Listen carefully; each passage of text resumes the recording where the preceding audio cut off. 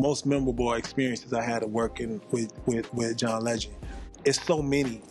It's like a dot, because it's so many surreal moments. Right? We did the Grammys, we did Jay Leno. I just remember that was mad crazy. I remember just like being at the Tonight Show. You know, I thought this dude was gonna be like in a cut somewhere. We'd probably never see him. I kept bumping into this dude all day. And he was just, you know, mad cool. I just remember like we were doing Ordinary People, and he stepped to the front of the stage to like check us out. And I just remember how surreal that was. I'm like, yo, I'm on the Tonight Show right now for real, y'all. I'm about to rock. It was crazy. And I had given Jay my CD earlier that day, and you know, after we finished playing the song, he came. You know, the credits rolling and all that. He came up and shook everybody's hand. And he shook my hand. He was like, well, I guess we'll be seeing you when you get your thing together. You know, and I was like, yeah. You know, I was saying the show was canceled before I could, not canceled, he retired or whatever. But I mean, I just, you know, just getting those kind of moments with a cat like that, you just be like, wow, you know, it's a reality. Like, I can do my thing and I can move forward. And, you know, it's good to have, you know, you just coming from this humble beginnings and having these opportunities with these people it's an amazing thing.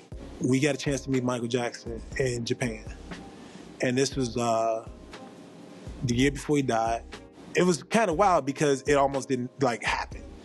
Is that we were on this tour. We were doing an MTV, it was like an MTV Awards that they were doing in Japan. And so on the show, it was crazy. It was Rihanna, fresh off her first album. Trey Songz, fresh off his first album. John on his first album. And Pamela Anderson was hosting it. And Michael Jackson was presenting an award.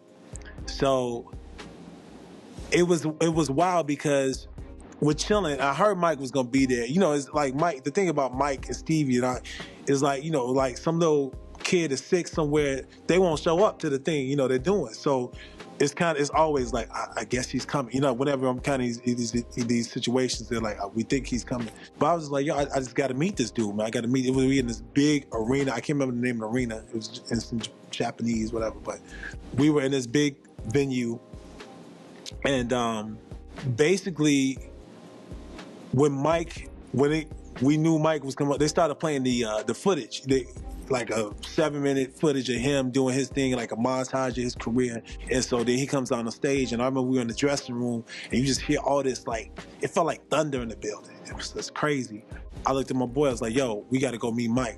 Let's just go do this right now. I don't know, it's not set up, but we got to go do this. So I remember we bounced, and we went to the stage, and we just pushed past all these Japanese security guards. I was like, let's get So we got to the stage, and Mike was just finished presenting an award, and he walks off stage, and 50 dudes in black suits follow this dude off the stage. And they start walking down the hallway, and me and my man was just like, same way like the Prince thing, just like follow right behind us, these cats. It's like 50 dudes, literally. At every corner that they would turn down these long corridors, about 10 dudes would trail off. So it'd be like 40 dudes, went down another hallway. 30 dudes, a couple more hallways, and then we got to the last hallway, it's about 10 cats left. And this dude turns around like, hey, what's going on? I was like, yo, we're here with John Legend, man. We just want to say what's up to Mike. And he was like, all right, well, you know, actually might need to want to talk to John, so once you get John, and we'll make it happen. So we went back to dressing rooms, like, yo, John, Mike wants to holler at you. I remember I'll never forget. John was like holding this shirt. He was doing something with this shirt. He was just all like getting it all prepped up, getting it all perfect for his thing, and he was like, all right. And so we went out, you know what I'm saying? Like, you know, it was like, whatever. All right, so we went down the hallways. Right, we got back to the room, and Rihanna and them were just coming out the room. We went in shortly after, and this was Mike chilling. His kids, this was like, they were wearing no mask. You know what I'm saying? This is before, you know, you actually ever saw their faces in public. And I just remembering like, yo, like, cause the voice was like mad low. Like, he was like, hey, how you boys doing? You know, he was I was like, damn, this dude was from like Gary, Indiana. It just popped in my head like this is dude from the Midwest. Like, you just get out caught up in Mike O. Jackson, and he was mad cool, very cool. Took pictures with everybody, and showed mad love. Never told us to leave the dressing room. Everybody just kind of bounced on their own. You just didn't want to overstay your welcome. You know what I'm saying? In the room, because other people were coming in and out. And, it was just one of those things where it was just like, kind of like, hey, man, it's a pleasure to meet you. Give your respect. He shook his head. I said, thank you. And I remember I gave him another CD. I used to always have these CDs with me, right? And so I was like, yo, Mike, I'm going to be doing my thing, man. I just want to share my music with you. The only thing about that was crazy is that he took the CD. He was like, all right, cool, man. Nice.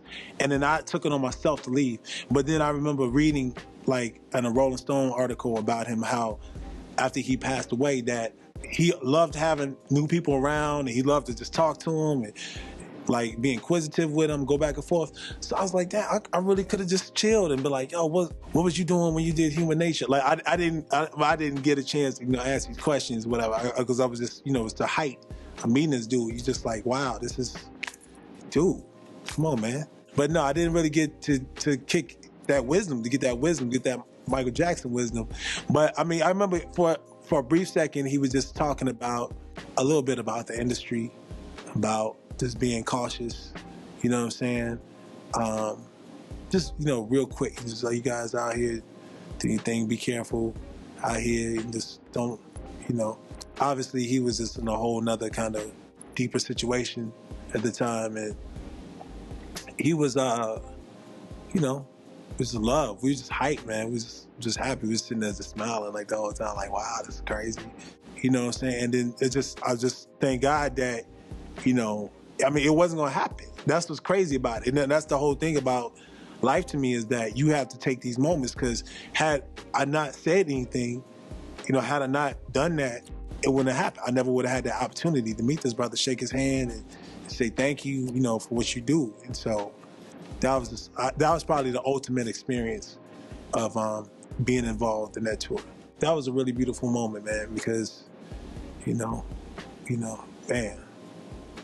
it's Mike. Can you do it again? Can you, was it a fluke? I'm like, come on, man. He's disrespecting me right now. He was smiling, but at the same time, if I wrote a weak song, it would be like, get this kid out of here. You know what I'm saying? But luckily, I was ready that day. And then the song went off. He was like, man, that's cold.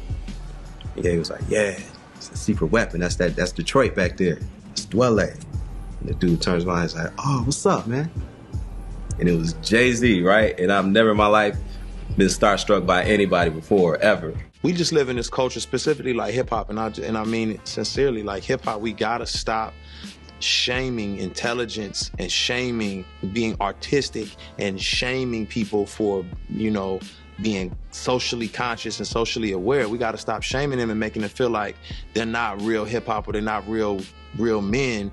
She walked out on stage and Erica sang a song that was real popular, and I got an opportunity to sing a song that was popular with me. Then she won another one. It was almost like we was going back and forth. That was a great time for me. It felt like I had arrived at that moment. Somebody you respected showed that same respect back.